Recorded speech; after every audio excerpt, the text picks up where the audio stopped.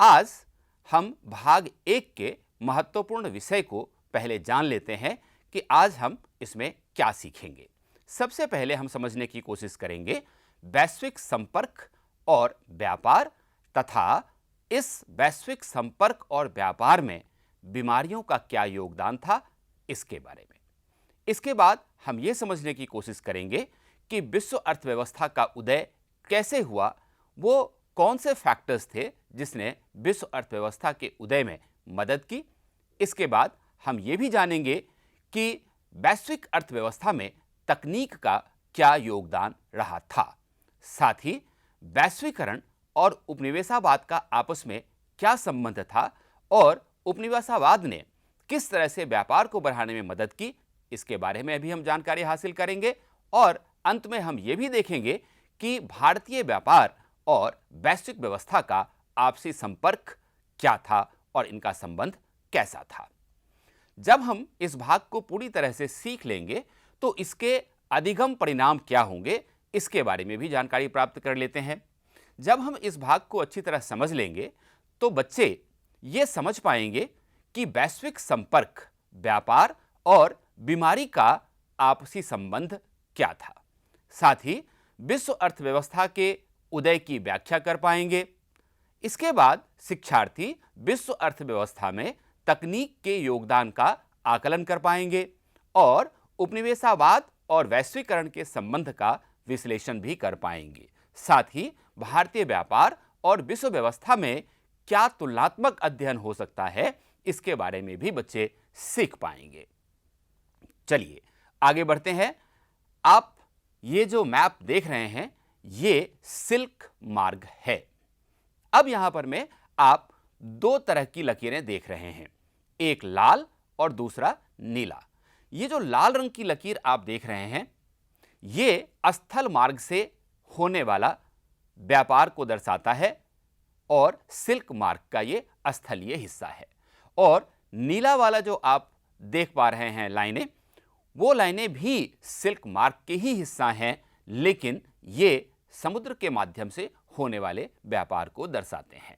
एक खास बात आपने इस मैप में जरूर गौर किया होगा, वो ये है कि सिल्क मार्ग चाइना से शुरू होता था, भारत, पर्सिया, अरेबिया, इजिप्ट होते हुए यूरोप तक इस रास्ते से व्यापार होता था। इसके साथ ही ये सड़क और समुद्र दोनों से होकर गुजरता था। मुख्य रूप से इस रास्ते से कपड़े, मसाले, सोने चांदी इत्यादि का व्यापार होता था। लेकिन एक महत्वपूर्ण बात यह है कि यह सिल्क मार्ग सांस्कृतिक आदान प्रदान का भी एक बहुत बड़ा जरिया था, क्योंकि बहुत सारे बौद्ध यात्री और बहुत सारे इस्लाम धर्म के अनुयायी जो व्यापारी के रूप में एक जगह से दूसरी जगह जाते थे, इन धर्मों का और संस्कृतियों का प्रचार प्रसार भी करते थे। अब बात करते हैं भोजन और सांस्कृतिक संबंध के बारे में। यह बहुत महत्वपूर्ण है। आपको पता है स्पैगेटी और नूडल्स जो बड़े चाव से हम लोग खाना पसंद करते हैं, ये मुख्य रूप से चीन का भोजन हुआ करता था और चीन से इन्हीं व्यापारियों के माध्यम से पश्चिम के देशों में पहुंचा। ऐसे ही आजकल जब हम पास्ता की बात करते हैं तो पास्ता का संबंध इटली के साथ जोड़ा जाता है, लेकिन क्या आपको पता है कि पास्ता 5वीं सदी में अरब यात्रियों के साथ इटली पहुंचा। ये वहां भोजन के रूप में अत्यंत लोकप्रिय हो गया और उसके बाद वहां से दुनिया के दूसरे हिस्सों में पहुंचना शुरू हो गया।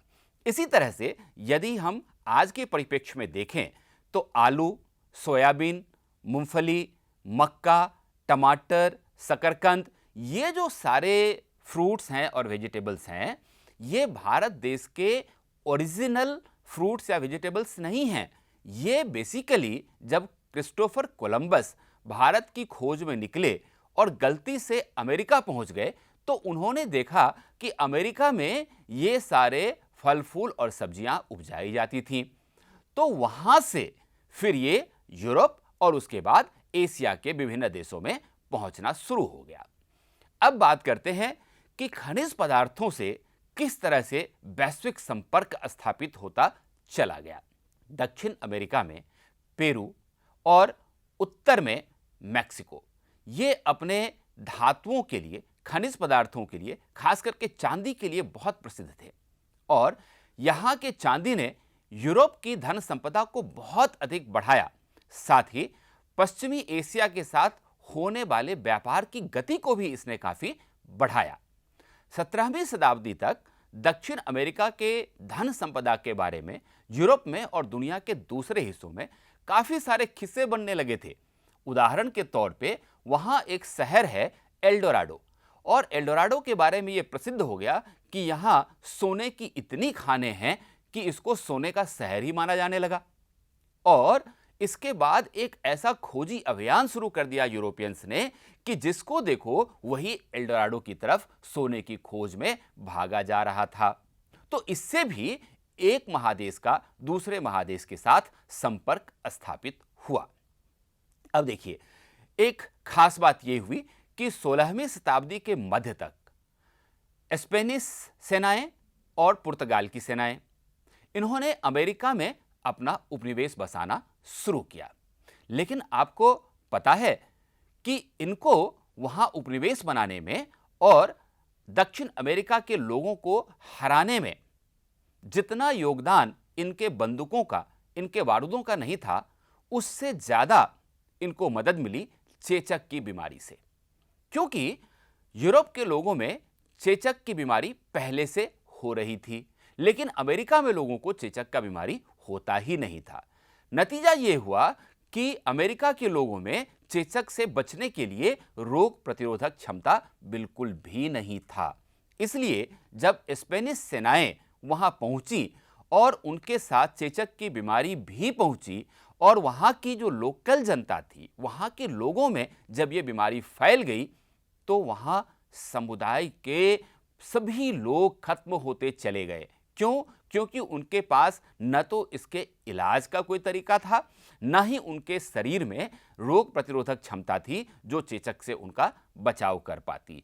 इससे क्या हुआ कि यूरोप वालों के लिए अमेरिका में अपना उपनिवेश बसाना बहुत आसान हो गया। अब बात करते हैं 18वीं शताब्दी की कि 18वीं शताब्दी में विश्व अर्थव्यवस्था का उदय किस प्रकार हुआ। अब इस चीज को समझने के लिए हम विशेष रूप से ब्रिटेन का उदाहरण लेते हैं। 18वीं सदी के उत्तरार्ध में ब्रिटेन में जनसंख्या लगातार बढ़ रही थी और जैसे जैसे जनसंख्या में वृद्धि हो रही थी उसी हिसाब से खाद्यान्न के मांग में भी बढ़ोतरी हो रही थी। इससे क्या हुआ? सप्लाई कम हो गया, डिमांड बढ़ गया, तो खाद्यान्न की कीमतें भी बढ़ती चली गईं। लेकिन वहां एक कानून था जिसको कॉर्न लॉ कहते थे, और कॉर्न लॉ के तहत वहां के जमींदारों के दबाव में आकर के ब्रिटेन की सरकार ने मक्के के आयात पर प्रतिबंध लगा दिया। इससे क्या हुआ? इससे यह हुआ कि एक तो वहां के जो उद्योगपति थे वो नाखुश हो गए, दूसरा जो वहां के शहरों के निवासी थे वो भी काफी नाखुश हो गए और उन्होंने ब्रिटेन की सरकार के ऊपर इस बात के लिए दबाव बनाना शुरू किया कि आप कॉर्न लॉ को बिल्कुल समाप्त कर दीजिए। और उनके दबाव में आकर ब्रिटेन की सरकार ने कॉर्न लॉ को खत्म कर दिया। तो इसके बाद क्या हुआ? इसके बाद यह हुआ कि कॉर्न लॉ के खत्म होने के बाद बाहर के देशों से अब और भी सस्ता भोजन आयात करना आसान हो गया। व्यापारियों को इससे बहुत फायदा थी और जब खाद्य पदार्थों का अधिक मात्रा में आयात होना शुरू हुआ तो उनकी कीमतें भी गिरनी शुरू हो गईं। जब कीमतें गिरी और यह सर्वसुलभ हो गया तो ब्रिटेन में खाद्य पदार्थों की खपत बढ़ गई। अब चूंकि औद्योगिकरण चल ही रहा था, औद्योगिक विकास लगातार हो रहा था, लोगों की आय भी बढ़ रही थी, इसीलिए खाद्य पदार्थ का आयात भी बढ़ गया और इसका फायदा रूस, अमेरिका और ऑस्ट्रेलिया जैसे देशों को हुआ जिन्होंने ब्रिटेन को भोजन का निर्यात करना शुरू किया। यह एक व्यवस्था थी जिससे वैश्विक संपर्क और व्यापार बढ़ा। अब इसके एक दूसरे पक्ष को देखते हैं। रेलवे ने कृषि के क्षेत्रों को बंदरगाहों से जोड़ना शुरू हुआ, इससे रेलवे का विस्तार हुआ। साथ ही अधिक वस्तुओं को भेजने के लिए नए बंदरगाहों की जरूरत पड़ी, तो नए बंदरगाह बनाए गए और जो पुराने बंदरगाह थे उनका विस्तार किया गया। अब इन चीजों के लिए बहुत अधिक पैसों की जरूरत पड़ी, तो लंदन के जो फाइनेंसर बैठे थे उन्होंने इन गतिविधियों में रेलवे बनाना, नए बंदरगाह बनाना, पुराने बंदरगाहों का विस्तार करना, इन गतिविधियों में उन्होंने निवेश करना शुरू किया। नतीजा यह हुआ कि 19वीं सदी में लगभग 50 मिलियन लोग यूरोप से अमेरिका और ऑस्ट्रेलिया चले गए। चलिए दोस्तों, अब तक जो कुछ भी हमने सीखा है उस आधार पर एक गतिविधि कर लेते हैं। और आपको करना क्या है, एक फ्लो चार्ट के माध्यम से यह दर्शाना है कि जब ब्रिटेन ने खाद्य पदार्थों के आयात का निर्णय लिया तो उस कारण अमेरिका और ऑस्ट्रेलिया की ओर पलायन करने वाले लोगों की संख्या क्यों बढ़ने लगी। इस बात को आपको एक फ्लो चार्ट के माध्यम से दर्शाना है। अब हम समझने की कोशिश करेंगे कि वैश्विक अर्थव्यवस्था में तकनीकों का क्या योगदान था, क्योंकि औद्योगिकरण होने के कारण नए नए तकनीकों का इजाद हो रहा था और नए नए तकनीकों और प्रौद्योगिकी के आने के कारण वैश्विक अर्थव्यवस्था भी बढ़ रही थी।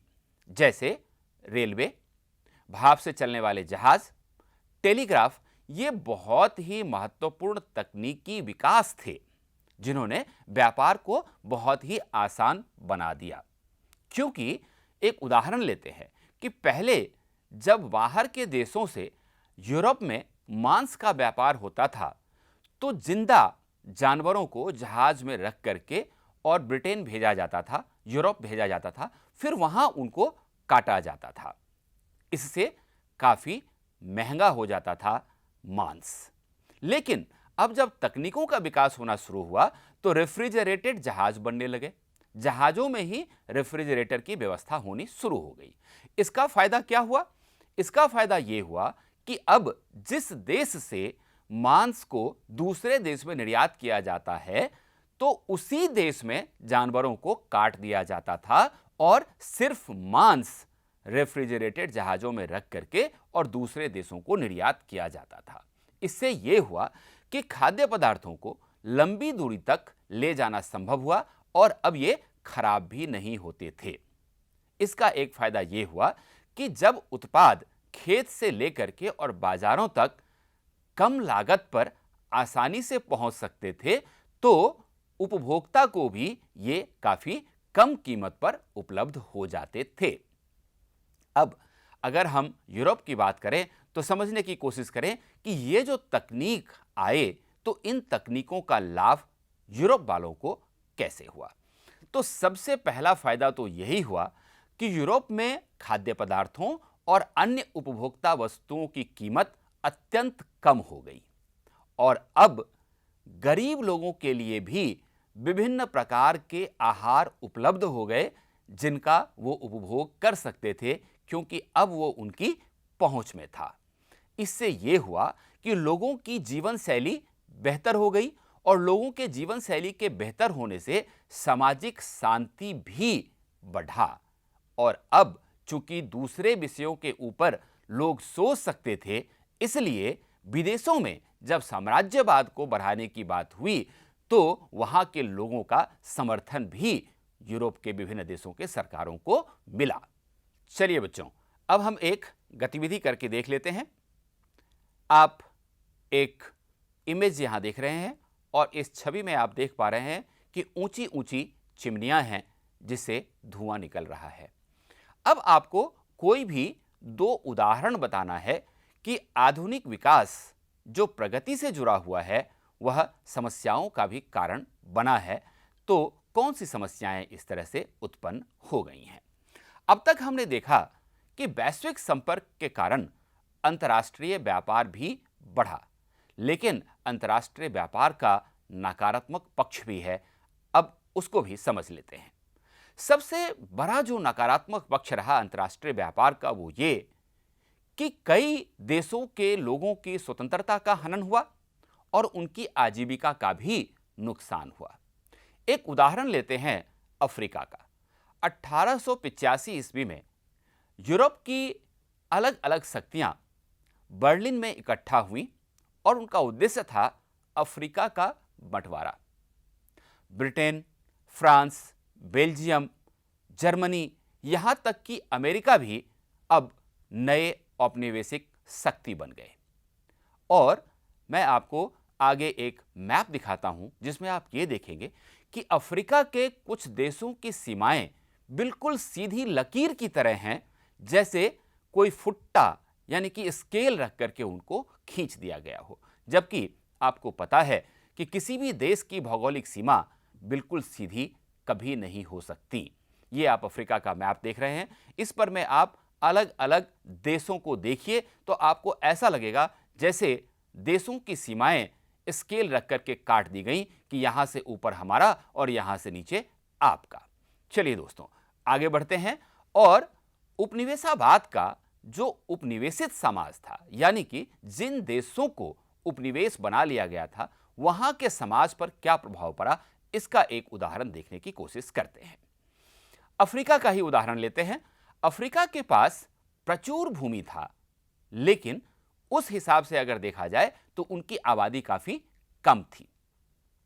भूमि और पशुधन अफ्रीकी लोगों के आजीविका का मुख्य साधन था और ये लोग कभी भी मजदूरी के लिए काम किसी के लिए भी नहीं करते थे, क्योंकि जितना इनको प्राप्त होता था प्रकृति से, उससे ये लोग संतुष्ट रहने वाले लोग थे। लेकिन इसका एक परिणाम यह हुआ कि जब यूरोप के लोग अफ्रीका में आए तो इन लोकल लोगों का काफी शोषण हुआ। 19वीं शताब्दी के अंत में अफ्रीका में ऐसी बहुत ही कम उपभोक्ता वस्तुएं हुआ करती थीं जिन्हें वेतन के पैसों से खरीदा जा सकता हो, क्योंकि लोग वेतन पर काम करना पसंद बिल्कुल भी नहीं करते थे। लेकिन जब यूरोपीय लोग अफ्रीका में आए तो उन्होंने बागानी खेती पर जोर दिया और वहां के जो नेचुरल रिसोर्सेस थे, वहां के जो खदान थे, उनका दोहन करना शुरू किया ताकि यहां से प्राप्त धन संपदा को यूरोप भेजा जा सके। और इसके लिए उनको सस्ते दर पर लेबर की आवश्यकता थी। लेकिन अफ्रीका के जो लोग थे वो तनख्वाह पे काम करना बिल्कुल नहीं चाहते थे। ऐसी स्थिति में खदानों में काम करने के लिए या बागानों में काम करने के लिए लेबर मिलना बहुत ही कठिन काम हो रहा था। ऐसी स्थिति में यूरोपियन ने क्या किया कि उन्होंने इन अफ्रीकियों के ऊपर भारी भरकम कर लाद दिया, जिसको अदा करने में उनको कठिनाइयों का सामना करना पड़े।